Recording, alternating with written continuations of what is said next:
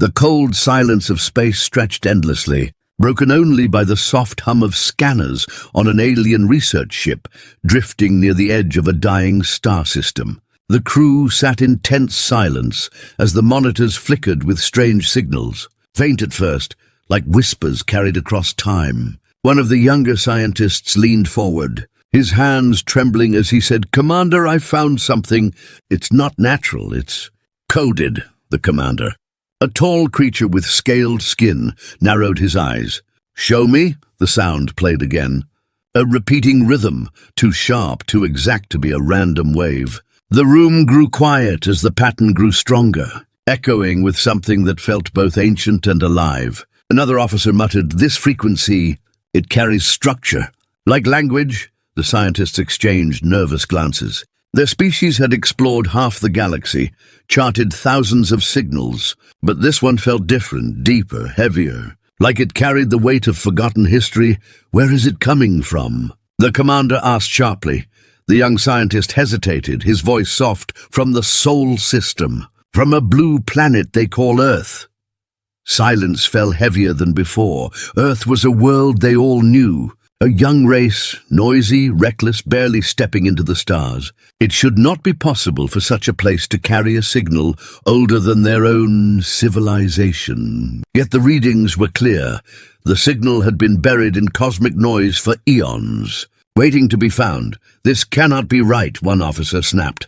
"Humans are weak, their history is short, their bones barely fossilized. They cannot hold something this old." But the young scientist shook his head. "It is no mistake. The signal carries a code, and the code matches. Human DNA." A gasp ran through the room.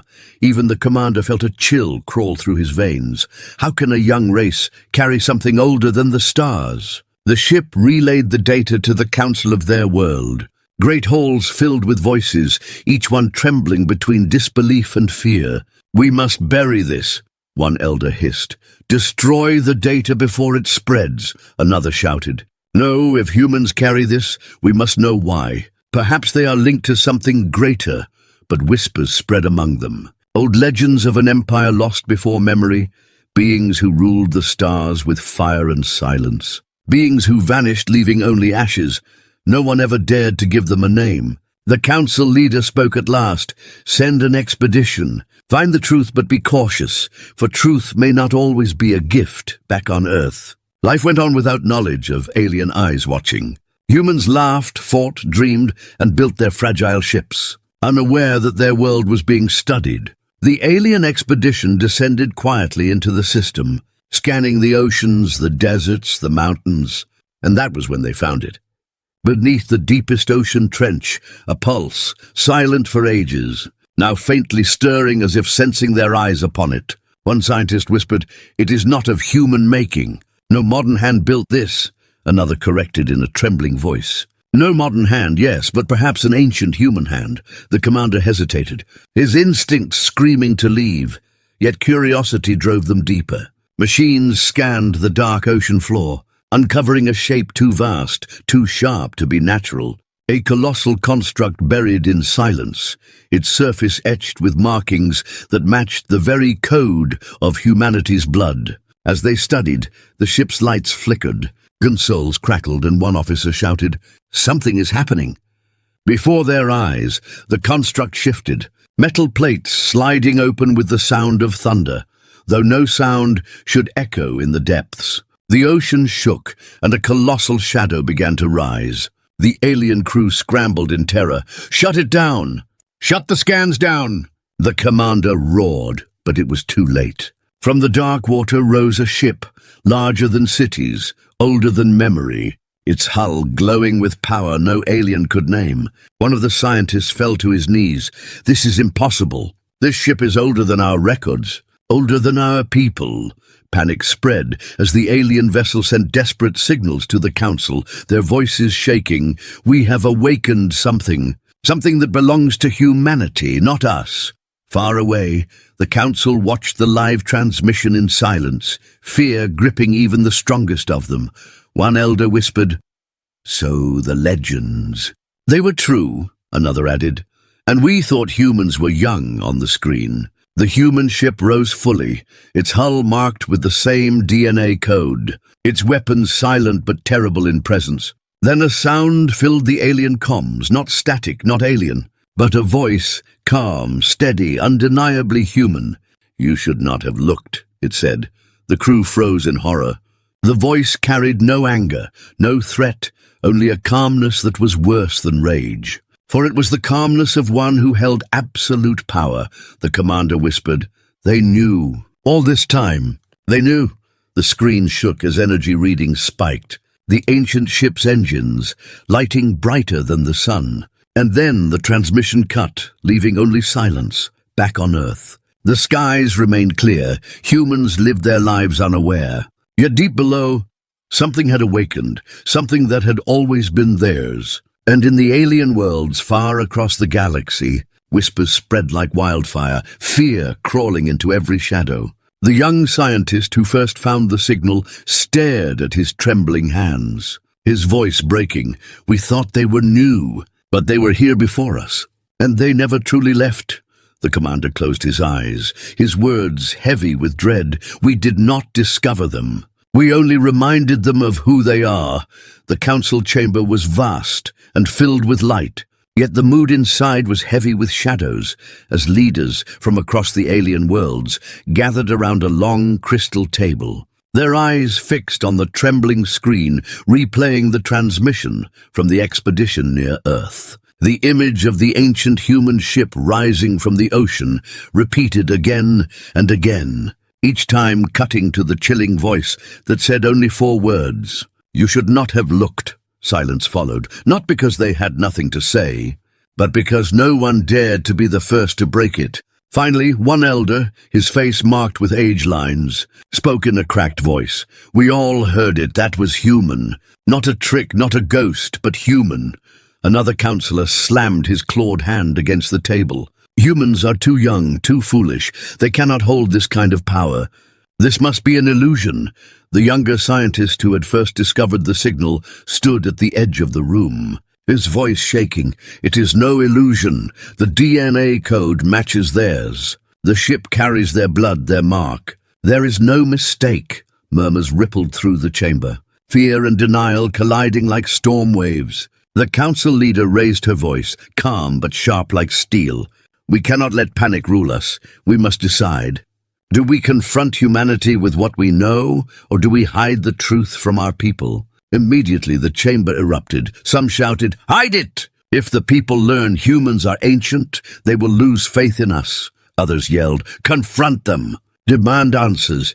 We cannot live in fear of what they may awaken." One voice, quieter yet more dangerous, hissed, "Or we destroy them before they remember who they are." The words struck the chamber like a blade. Silence fell once again. All eyes turned to the speaker. A warlord draped in black armor, his eyes burning with hate. "Do you not see? If humans are what the legend spoke of, then leaving them alive means the end of us all." The scientist shook his head violently. "No, you do not understand. The ship was not hostile. It only warned us if we act with violence, we may wake the rest of what they hide." The council leader narrowed her eyes. "And if they are already awake, if humanity knows its past, then our every move is under their gaze." Another elder leaned forward, whispering in fear. "There were stories told in the old days, stories of a power that ruled before time, that erased entire races, stories we thought were myths." A younger voice interrupted sharply. "Myths do not rise from oceans. Myths do not speak in human tongues." The warlord growled. "We are fools if we sit here and wait. I will gather fleets. I will strike Earth and burn it to ashes before their empire rises again." The scientist stepped forward, his face pale. "If you do this, you will not be burning ashes. You will be lighting a fire that consumes us all. Do you not remember the energy readings? That one ship carried enough power to wipe 10 fleets, and that was only one. What if there are more?" The chamber buzzed with terror. Voices overlapping, leaders shouting to be heard, until suddenly the lights flickered. The screen shifted, and another transmission appeared. But this one was not from the expedition ship. It was from Earth itself. The room froze, for the signal carried no picture, only a voice, calm and measured. We know you are watching." The councillor's blood ran cold. The warlord snarled, "Cut the channel!" But no one could. The signal overrode their systems. The voice continued, "We are not your enemy unless you make us so. Do not mistake our silence for weakness. We choose peace, but we are not bound to it." And then the voice ended, as if it had never been there. The council chamber was dead silent, fear gripping every heart. The council leader finally spoke, her voice trembling for the first time. "They know we saw. They know we gathered here. They know everything." The warlord spat in rage. "They threaten us. Do you not hear it? They speak like rulers, not equals," the scientist whispered. "Or they speak like those who have seen too many wars, who warn us not to repeat their mistakes." The elder who first spoke leaned back, his face pale. "What choice do we have now? If we move against them, we risk waking an empire that once ruled the stars. If we hide, our people will find the truth and curse us. If we bow, we lose our pride." The chamber was filled with impossible choices, each one heavier than the last, outside the council. News had already begun to leak. Whispers spreading across market streets and starports. Ordinary citizens muttered to one another, "Did you hear? The humans are not new. They are old, older than us all." Fear spread like a disease. Traders avoided Earth, soldiers refused orders, and priests began preaching that the old gods had returned in human form. The council fought to contain the panic, but the truth was already loose, and it carried a fire no law could smother. Late into the night, the council leader sat alone in her chamber, her eyes fixed on the stars beyond her window. When the door opened, the young scientist entered, his voice quiet. "Do you believe it? That they are the ancient ones?" She did not turn, only whispered, "Belief does not matter. What matters is that they are awake and they are watching." He swallowed hard. "Then what do we do?" Her answer came soft yet heavy with sorrow. "We wait, we watch, and we pray that humanity chooses peace longer than they chose war." But deep inside her heart, a shadow grew, for she knew what none of the others dared to speak. If humans had truly hidden their empire for so long, then perhaps the warning voice was not mercy at all, but a reminder that the stars had never belonged to the council, never belonged to any of them. They had only been borrowed, and the real owners had just come back to claim them. On Earth, the world seemed calm on the surface. The sun rose, people hurried to work, children laughed in schools, soldiers trained in open fields, and scientists tested rockets that were still clumsy compared to the sleek ships of alien empires. To any outsider, Earth looked young and weak, a world just beginning to touch the stars, yet beneath this ordinary surface, shadows moved far below deserts, oceans, and mountains. Secret chambers existed where ancient machines slept, hidden so deeply that even humanity itself had forgotten most of them. Only a few knew, and they kept their silence as tightly as they kept their breath. In one hidden base carved into the side of a mountain, a small group of men and women stood before a vast wall that shimmered with light. Strange symbols glowed on it, symbols older than any written language. One of the guards whispered, "Are we sure it is safe to open it?" An older man in a plain suit shook his head, his voice low. "Safe? No, but necessary." The guard frowned. "Why now?" The man's eyes grew distant. "Because they are watching, and the moment they look too closely, we must be ready to remind them who we are." In a crowded cafe on the surface, a group of students joked about alien news. One boy said, "They say the aliens are afraid of us." "Can you believe that? Us? We barely reached Mars." His friend laughed. "Maybe they think we are ghosts." But in the corner, an old woman stirred her tea silently. Her eyes sharp when the boys left, she whispered softly to herself, "They are closer to the truth than they know." She stood slowly, her steps steady despite her age, and outside the cafe she vanished into a waiting black car. The driver asked, "Did they suspect?" She shook her head. "Not yet, but whispers are rising."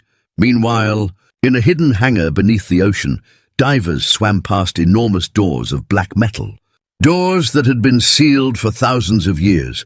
Suddenly the doors trembled, currents shaking the water. One diver gasped through his comms, "Did you see that?" "The lock is moving," their commander barked. "Fall back." No one touches it until cleared, but before they could retreat, the lock pulsed with blue light, a soft hum spreading through the water like a heartbeat. The divers froze, fear gripping them on the surface. Alarms blared across the facility. Technicians ran to stations. One shouted, "It's waking up on its own, we didn't trigger it." The director of the base arrived, his voice sharp. "Seal every entrance. Nothing comes out unless we command it." Yet in his eyes there was no surprise, only grim acceptance, as if he had always known this day would come, far above. Ordinary humans lived without knowledge of what stirred beneath them. In a busy marketplace, vendors sold food. Workers argued about wages, and children played games. None of them knew that satellites circling Earth carried more than cameras and weapons. Some carried codes older than nations. Codes that linked directly to the sleeping giants below. On one satellite control station, a young officer leaned toward his superior and whispered, "Sir, we received a ping. Not from us, not from any alien, but from the old network." His superior stiffened, his voice a whisper. "You mean it's awake?" The officer nodded nervously. "Yes, and it sent a simple message.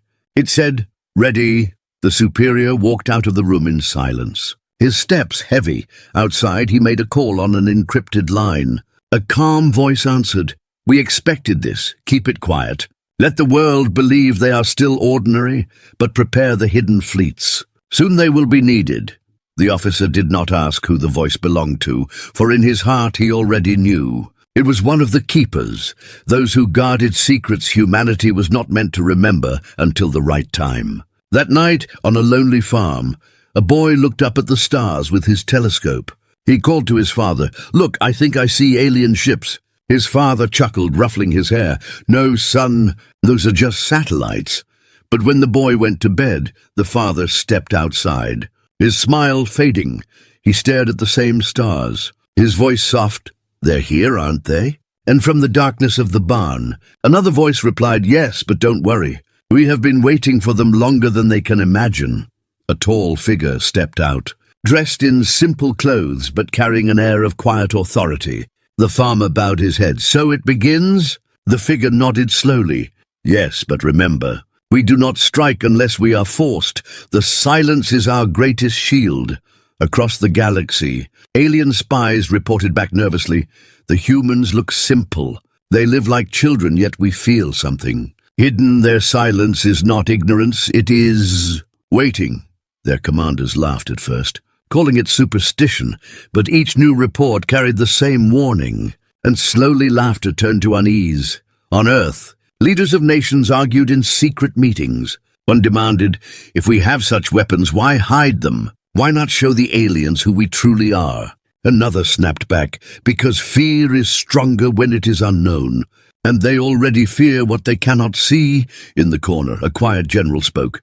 "We will show them only when there is no other choice. Until then, the mask stays."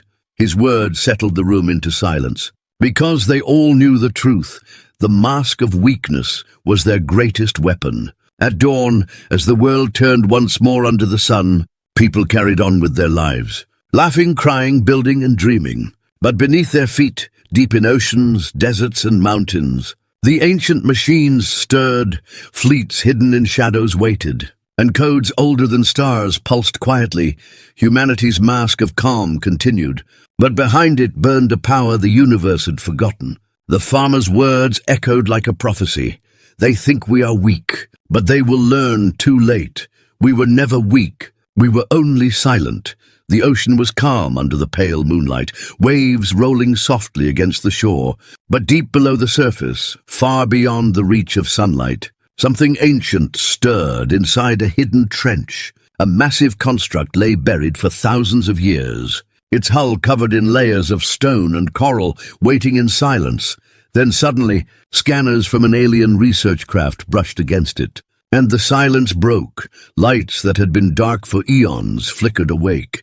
A low hum echoed through the trench like a heartbeat. The alien crew froze as readings spiked across their screens. "Commander, energy levels are rising. Something is activating down there."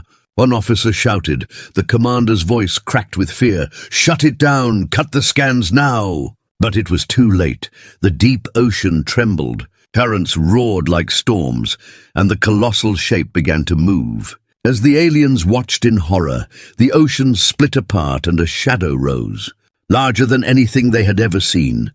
A ship older than their history, glowing with power. One of the scientists whispered, "This is no relic. It's alive." On the surface, human fishermen noticed the waters churning, their small boats rocking violently. One man gripped the side of his vessel and shouted, "What is that? A storm?" But when the waves split and a mountain of black metal rose from the sea, the men dropped to their knees, unable to believe their eyes. Water cascaded off the giant hull as towers of light shone through the darkness. The fishermen trembled. One whispered, "Gods! The old gods have returned." But deep inside, the ship was no divine spirit. It was a weapon, one of many that humanity had buried long ago. Inside secret bases across Earth, alarms screamed, red lights flashing, soldiers and commanders rushed into rooms filled with glowing screens. One general barked, "Which one woke up?" A young officer replied, her voice shaking, "Unit Leviathan, sir. It broke surface on its own." The general slammed his fist on the table. It was supposed to stay hidden. What triggered it? The officer swallowed hard. Alien scans. They went too deep. And the system responded. The general's face hardened. Then the mask is falling sooner than planned. On the alien ship, still hovering above the trench, panic spread. "Commander, it's locking onto us!" One screamed. The commander shouted, "Retreat! Full retreat!" Engines roared. But the human ship did not fire, it only rose, its engines humming like thunder, sending waves crashing for miles. The aliens pulled back, terrified. One of them muttered, "Why didn't it attack? Why let us live?" The commander, pale and shaking, whispered, "Because it doesn't see us as a threat. It sees us as nothing." Back on Earth, news began to spread in whispers. A blurry video captured by fishermen leaked across the internet, showing the Black Mountain rising from the ocean. People argued online, some calling it fake, others swearing it was real. But those who knew the truth moved quickly to silence the footage. Officials issued fake reports of underwater volcanic activity, but fear spread anyway. On the streets, people looked to the sky with unease, asking questions no leader wanted to answer. In a hidden bunker beneath the mountains, a council of human leaders gathered. One spoke harshly, "We cannot hide this forever." "The world saw it," another countered. "We must try. Panic will destroy us before any alien does." A quiet man at the end of the table finally spoke, his voice calm. The ship did not rise by accident. It rose because it sensed danger. The aliens woke it. And now the others will follow. The time of silence is ending. The room grew still. A young officer asked nervously, "Do we tell the people? Do we tell them the truth?" The calm man shook his head. "Not yet, they are not ready, but when the fleets return, the truth will reveal itself whether we want it or not." Far across the stars, alien governments received the same recordings from their scouts. Fear spreading like fire through their halls. Some leaders demanded fleets be sent at once. Others argued they should retreat from human space entirely. One elder hissed in fear, "We touch the past, and the past is woken. Do you not see? The humans are not new. They are the old fire," another leader growled. "Then we must crush the fire before it spreads." But deep down, even he knew it was a lie. No fleet could match the shadow they had seen rise from Earth's waters. Meanwhile, the awakened ship hovered silently above the ocean, its lights glowing like eyes that saw beyond time. Inside its core, systems long dormant hummed with power. Voices echoed in its halls, not alive, but recordings of a civilization that once ruled the stars. One line repeated in cold mechanical tones, "Stand by, await command." Yet no command came. The ship waited in silence, not for orders, but for the day humanity would finally remember its place. At dawn, people on the coast woke to find their beaches torn apart. Entire harbors swallowed by waves, ships thrown onto land. But no one dared to ask what caused it. Those who saw the black giant in the night kept quiet. Their silence not from ignorance but from fear. Deep in their hearts, they felt the same truth the aliens now whispered in terror. Humanity was not becoming something powerful. It was only remembering what it had always been. And so the world turned. Humans lived their ordinary lives, drinking coffee, driving cars, and arguing about small things. But in secret, generals, keepers, and hidden watchers prepared, knowing the mask was falling piece by piece. And far across the stars, alien councils trembled, for the awakening had begun, and the universe itself held its breath, waiting to see what humanity would do next. In the great archives of distant alien worlds, historians worked day and night to decode the strange data pulled from the human ship that rose from the ocean. Endless screens glowed with symbols that made little sense, until one young historian gasped, "Wait, I've seen this before, not in our books, but in ruins older than our species." His mentor frowned. "Impossible. Those ruins belonged to no one. They were always a mystery." But the boy shook his head quickly. "Not a mystery, a warning. The symbols match human DNA. Look, line by line. They are connected." The elder's face went pale. "If what you say is true, then the ruins we studied for centuries were not the work of strangers. They were human." Whispers spread through the hall as the discovery reached the council chambers. One leader slammed his fist. "This cannot be. Humans are new. They have no place in ancient history." But the data did not lie. Even the ruins on their own worlds carried traces of human bloodlines. Across the galaxy, old stories began to rise again. Priests dusted off scrolls, speaking of the first fire that ruled before memory. Conquerors who built empires so vast, no map could hold them. Creatures who disappeared without reason, leaving behind only silence. And when the priests read the lines aloud, the people trembled, for the descriptions were clear. The first fire had the shape of humans. One priest whispered to another. They were not myths, they were men, and fear filled their voices. Back on Earth, secret councils met again. Generals argued while shadows listened. One general barked, "The aliens know too much now. They will not stop. They will come with fleets and fire. We must awaken the rest of the armadas now." But a calm woman in a dark cloak raised her hand, her voice like ice. "No, not yet. Every time we reveal too much, panic grows, both theirs and ours. We must let them drown in their own fear, for the unknown is more powerful than any weapon," another general growled. "And when they attack..." The woman's eyes glowed cold in the dim light. "Then they will learn why the stars once feared us." Meanwhile, alien fleets gathered in distant sectors. Commanders held heated meetings. One roared, "We must strike before they awaken more of these monsters." Another shouted back, "And if there are more already awake?" "We saw only one. What if there are hundreds?" Silence followed, for no one had an answer.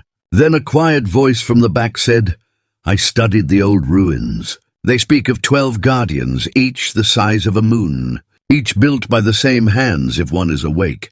The rest will follow." The room shook with anger and dread. A commander slammed the table. "So it is true. The humans were never young. They were hiding in plain sight." At that same time, in a small town on Earth, a group of children played by the river. They found strange stones glowing faintly. One child held it up and laughed. "Look, it's like it's alive." But when they touched the surface, a projection appeared in the air, showing battles of stars and fire, human fleets crushing alien empires in silence. The children screamed and ran, but one boy stood frozen, his eyes wide, whispering, "It's us. It's always been us." Later soldiers arrived, collecting the stones, silencing the families, erasing the evidence, yet the memory could not be erased from the boy's mind. In alien palaces, fear turned into quiet despair. One ruler asked her advisors, "If they were this powerful once, why did they disappear?" An advisor replied softly, "Perhaps they grew tired of war. Perhaps they hid to sleep, or perhaps they left only to return when we grew too bold." The ruler stared out at the stars, whispering, "Then maybe we were never free. Maybe we only lived in the silence they allowed us." Her guards shifted nervously. for none dared to admit aloud what they all felt, that the universe never belonged to them. It had only been borrowed. The revelation spread like wildfire. Traders whispered in markets. Soldiers refused missions. Priests declared the return of gods. Entire worlds froze in fear of a species they once mocked. Yet on Earth, ordinary humans still lived as if nothing had changed, drinking coffee, watching sports, laughing at news, unaware that in the shadows, the truth of their bloodline had shaken the galaxy. In the quiet of a mountain bunker, the cloaked woman from the council leaned over a console, speaking into an old communicator. They finally know, a deep voice on the other end answered. Then it begins, too late for them, just as it was meant to be. And far beyond Earth, in the silence of empty space, other ancient ships stirred, their engines humming softly. As if they too heard the call of their brothers rising, the universe held its breath. For the revelation was no longer hidden, it was alive. And it was only the beginning. The galaxy was no longer the same after the revelation. Whispers spread faster than light. Entire civilizations trembled. Some prepared weapons, others prayed to gods. And many wondered if their future had already ended the moment the human ship rose from the ocean. In one vast alien war room, commanders argued over holographic maps. One slammed his hand down. We cannot wait any longer. If humans are truly the ancient rulers, then every second we waste brings us closer to destruction. Another shouted back. And what will you do? Send fleets? Against what? Against ships older than our suns? You saw the recordings. Our weapons are toys compared to theirs, the warlord growled. Better to die fighting than kneeling. But his voice lacked the fire it once carried. Fear had hollowed even the strongest.